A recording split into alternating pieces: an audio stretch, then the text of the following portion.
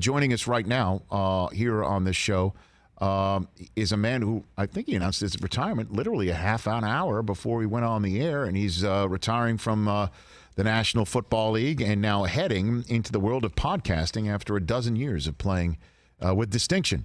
A man who was drafted in the 2008 first round by the Tampa Bay Buccaneers and a Super Bowl champion with the Denver Broncos in Super Bowl 50, Aqib Talib, here on the Rich Eisen Show. How are you, Aqib?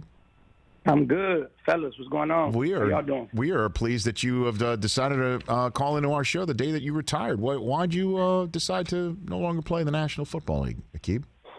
I think I lost it in my heart. You know what I'm saying? That's kind of how I explained it on my show. I couldn't really dive into it on my podcast, but you know, you got that feeling, Rich. If you got it, you got it. When you lose that feeling, you kind of know you lose that feeling. You know what I'm saying? So that little itch for the game, that competitive edge, I think that kind of left me, man. You know, I don't know what the reason for that being. You know, maybe it's your age, maybe it's seeing your kids grow up. You want to be home more. It's a lot of things that play parts in that. But all in all, I just thought it was the right time for me. Is it a fact, Aqib, that you told Bill Belichick no when he offered you a job to play in 2020? Is that a fact? Oh, it's definitely a fact. I appreciate Bill too, man. Of course. He always got me in mind every time I'm free. Every time it's anytime it's Aqib Talib may change teams. Bill is always checking on me, and I'm always on his mind, man.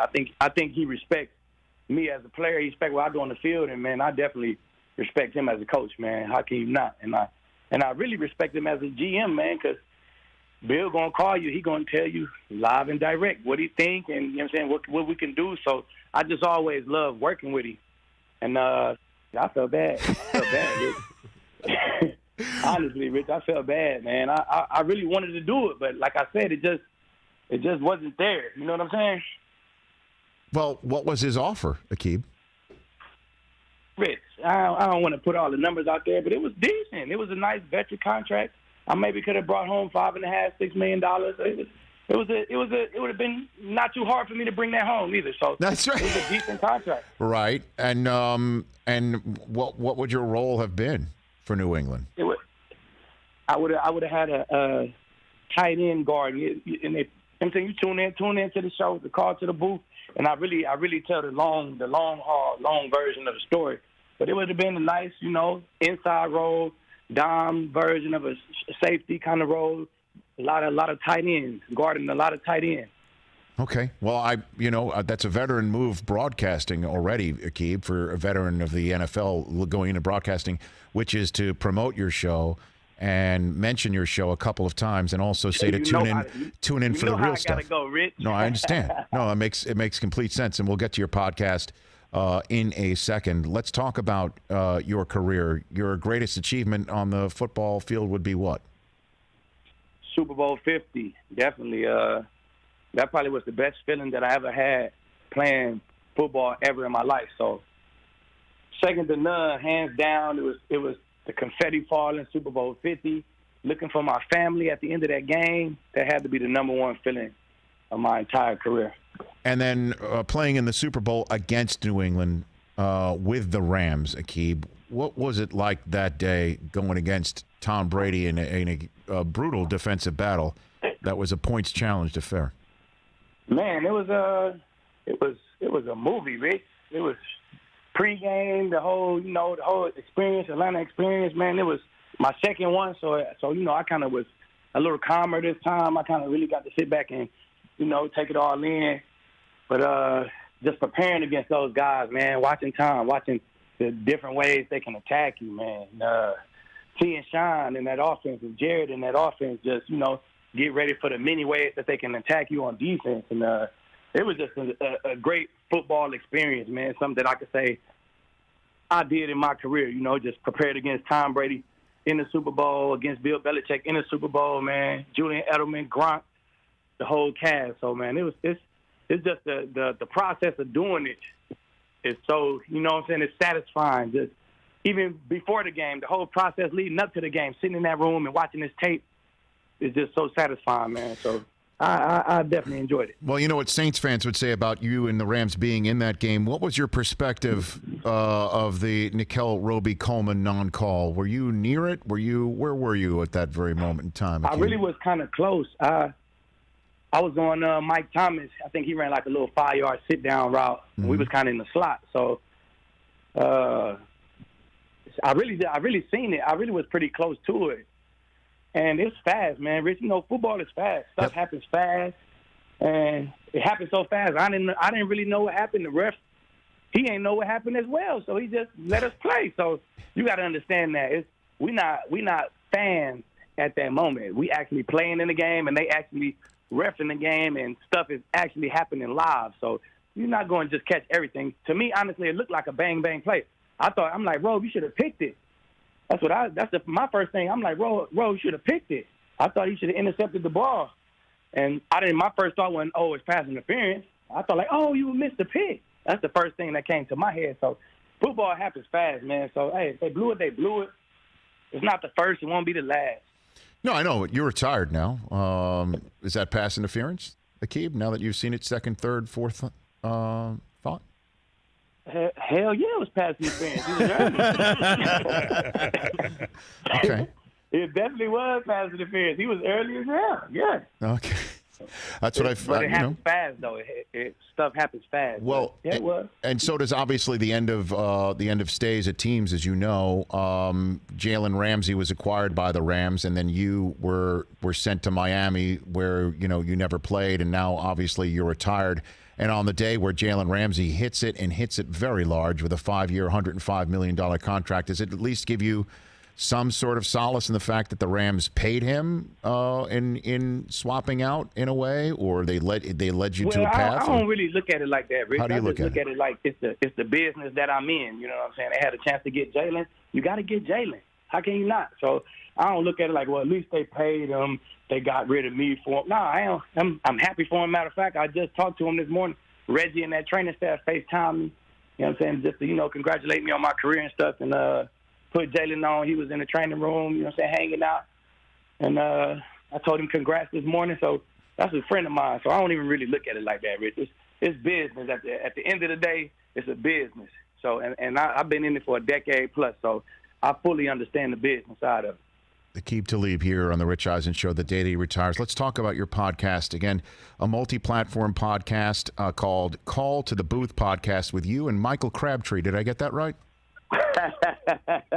Hey, he should have did the show with me, man. We would have went nuts. Crabtree called me, man. You know what I'm saying? Yeah, we'd fire Harrison. We'd make Crabtree the co-host. You know what I'm saying? And we'd go nuts, man. Let's put our differences aside. We really already did, for real. Okay. You know what I'm saying? So hit me up, Crab. You could be the co-host of the show, baby. Look, it's with Harrison Sanford, which is an interesting way for me to describe Michael Crabtree. So, I mean, are you guys like what was that all about, Aqib? What's that? Me and Crabtree? Yeah. It's just football.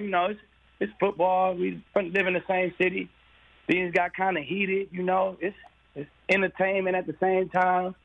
It's part of what we do. It's part of our business. We talked since then. I ran into him. All right. Here in the city. We talked since then, man. I think we good. Okay, that's good. Well, I think he'd be a great guest for your podcast. I certainly would tune in to that one. Yeah. I gotta hit him up. Okay. See if we're really good. Okay. So let's obviously kick the tires here on your being part of the paparazzi. Who do you have winning Super Bowl 55, Aqib? 55. It's hard not to pick the Chiefs, Rich. It's hard. It's hard not to pick the Chiefs again, just because I don't see. No matter what they do on defense, they got a great leader on defense. So, and they got a great defensive coordinator. So, I think the scheme and Tyrann Mathieu himself, he gonna make the defense believe that they the best in the league. That's the kind of guy. That's the kind of guy he is. You know what I'm saying? That was the kind of guy I was, Rich, when I was in the locker room with guys. It's glue guys who like that. They just make everybody around them think they good. But you think they good. You know what I'm saying? You have everybody believing we good. So I think the defense going to handle itself. Right. And Patrick Mahomes and that offense, man, can't nobody stop that. So can't nobody stop it. I don't see them. It's going to be hard for the Chiefs not to win again. Barring injury, I'm picking the Chiefs, Rich. Okay, so barring injury. And I guess last question for you here on live television and streaming, is Brady and Belichick on separate teams. How do you think either one is approaching the season? Obviously, they're focused on the task at hand, but exactly. How do you? I know that they're going to focus on the task at hand. We in the media are not, though. You're now part of the. You are now part of this. How do you think either man, when they're maybe alone, thinks about this? I don't know. It's to me, it's like it's a relationship almost. You know what I'm saying? It's a work relationship. You know what I'm saying? We work together. We really the head of the ship, both of us, really. And if we split, you know, it's going to be, you're going to think about him, you know. He going to cross your mind. Tom going to cross his mind. Bill going to cross his mind. And at the same time, it's a business. They got to get to it. You don't really have no time to wait. You don't have no time to bleed.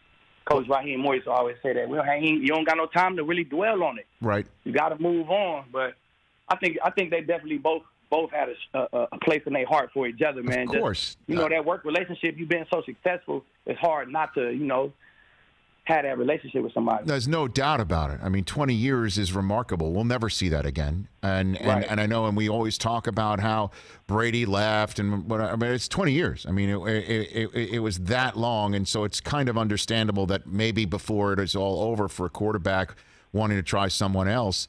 I get it. But when you were there in New England, did you see any gear grinding that led you to believe that this could possibly happen one day? Nah, it was